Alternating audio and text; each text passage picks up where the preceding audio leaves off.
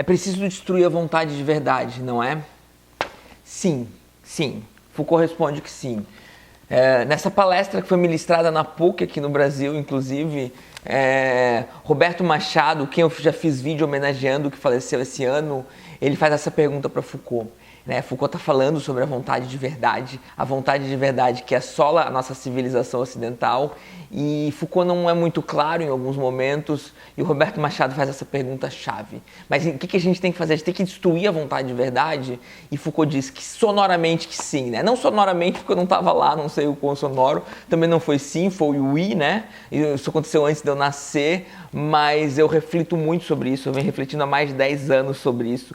Eu queria, aproveitar então, eu já fiz uma homenagem ao Roberto Machado, e esse foi um momento chave da minha compreensão sobre a filosofia, especialmente não só a filosofia Foucaultiana, mas a filosofia como um todo, essa necessidade de destruir a vontade de verdade. Então eu vou fazer aqui algumas divagações, vou partir um pouco de Foucault para falar, alguns exemplos de Foucault, mas eu vou falar alguns exemplos pessoais sobre o que seria destruir essa vontade de verdade. E a primeira ressalva que eu faço é a seguinte: destruir a vontade de verdade não é destruir a verdade. Foucault não é alguém que se opõe à verdade, a gente não está questionando o conceito de verdade em si, embora existam inúmeras maneiras de entender aquilo que é verdade. Tá? A verdade não é um conceito estanque ao qual existe consenso na história da filosofia, muito pelo contrário, é um conceito que flui, é um conceito que vai ter inúmeras interpretações, inúmeras teorias. A gente tem a teoria da verdade como correspondência, como coerência e da verdade pragmática. E Foucault está mais perto da verdade pragmática, mas não é esse o objetivo do vídeo. Quem está chegando agora, então, eu convido a se inscrever no canal, deixar aquele like maroto, ativar o sininho, que é muito importante, e se quiser contribuir com o Apoia-se, será bem-vindo. Partir dessa vontade de verdade que precisa ser destruída, que não significa destruir o que destruir a verdade, tá? Em algum momento na história da sexualidade, Foucault vai dizer: nós somos a única civilização que desenvolve aquilo que a gente pode chamar de ciências sexuais. Termo latim para ciência sexual. Os gregos antigos, Foucault volta nos gregos antigos na História da Sexualidade 2 e depois nos greco-romanos na História da Sexualidade 3, ele vai dizer que lá na Grécia Antiga tinha-se uma ars erótica. Tá? Uma arte erótica, tá? O termo em latim aí dá um que tanto chique assim da coisa, mas ciência sexual e arte erótica, tá? Foucault está de certa forma denunciando a ideia de uma ciência sexual, não uma ciência sexual acerca das doenças, etc, na medicina que a gente pode fazer sobre a sexualidade. Não, uma ciência na qual dentro da lógica sexual a gente busca termos de verdadeiro ou falso, Existe uma sexualidade verdadeira, Foucault vai se perguntar, e incessantemente, de maneira bitolada, a nossa sociedade responde que sim, que deve existir uma verdadeira sexualidade. Para Foucault, não. Para Foucault, os gregos estavam mais certos. A única coisa que pode existir é uma arte erótica. O sexo pode ser questão de bem ou mal, Você pode ter práticas sexuais que te façam bem, que te façam mal. Você pode ter uma série de relações, mas a heterossexualidade não é a verdade, a homossexualidade não é mentira. A sexualidade cis não é verdadeira e a trans falsa. Não se reduz a termos de verdadeiro e falso a sexualidade. É vontade de verdade quando você tenta colocar coisas cuja lógica não pode ser compatível com termos de verdadeiro ou falso e você tenta colocar. Então, muito do que a gente chama de normal, muito da nossa normalização é vontade de verdade, essa vontade de verdade que precisa ser destruída. A gente precisa destruir essa tentativa de colocar indivíduos com uma sexualidade X dentro de uma caixinha na qual seria verdadeira, na qual seria natural, O cristianismo faz isso muito, é antinatural. Na verdade, essa coisa de antinatural nem existe, tá? Mas é antinatural que você seja homossexual. É antinatural que você nasça no corpo de um homem e queira o corpo de uma mulher, ou vice-versa, ou queira um corpo assexuado, ou queira qualquer tipo de corpo que a gente vem pensando que são possibilidades que os seres humanos se colocam, tá? Uma ciência que visa colocar isso pela lógica do verdadeiro ou falso.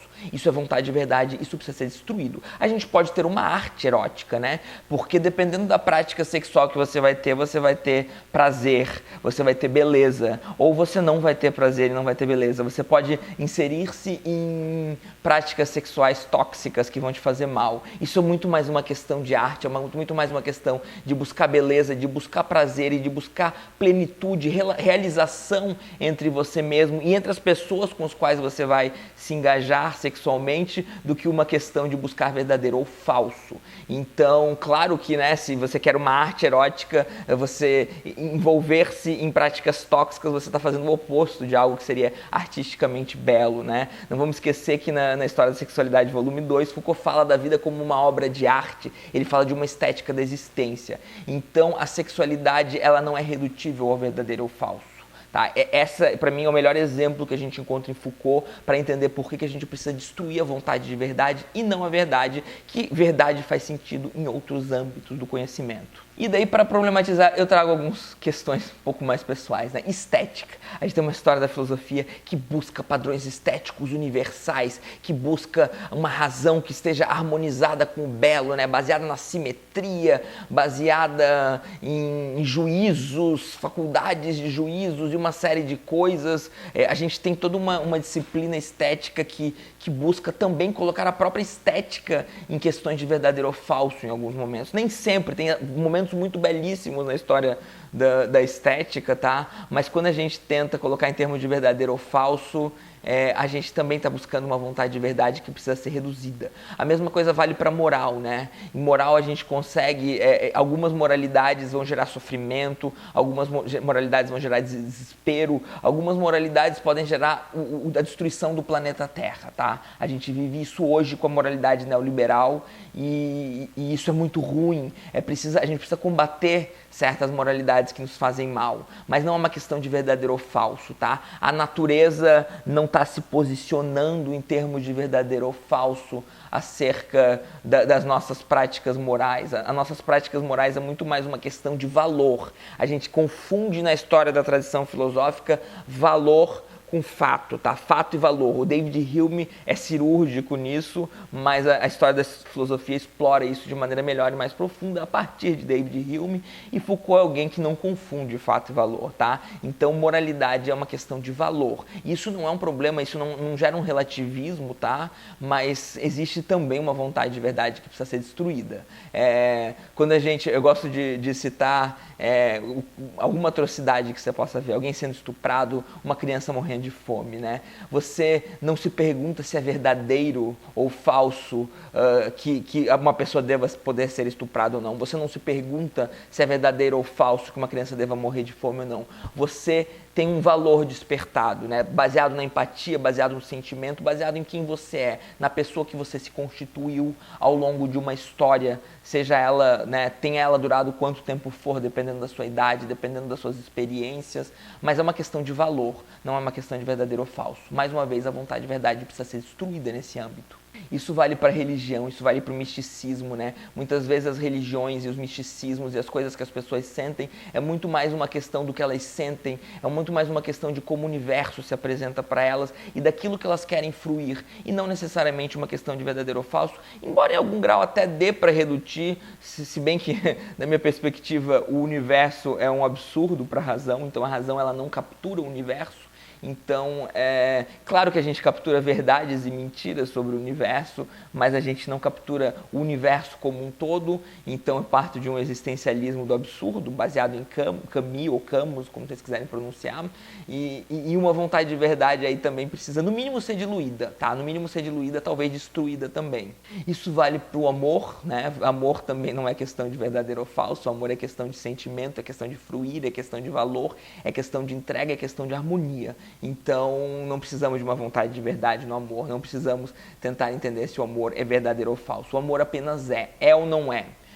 Vale também para ideologias, para os sistemas políticos, né? A gente busca muito qual que é a ideologia, qual que é o sistema político que vai redimir a sociedade, que vai colocar a sociedade no caminho verdadeiro, no caminho correto, no caminho ao qual, o momento que ela começar a trilhar, a gente estará no caminho certo, a gente vai encontrar então o mundo que desejamos, né? Esse mundo maravilhoso onde a gente não sofre mais, onde a gente não tem mais a corrupção, onde a gente não tem mais todas essas tapafúrdias que a gente vê na política.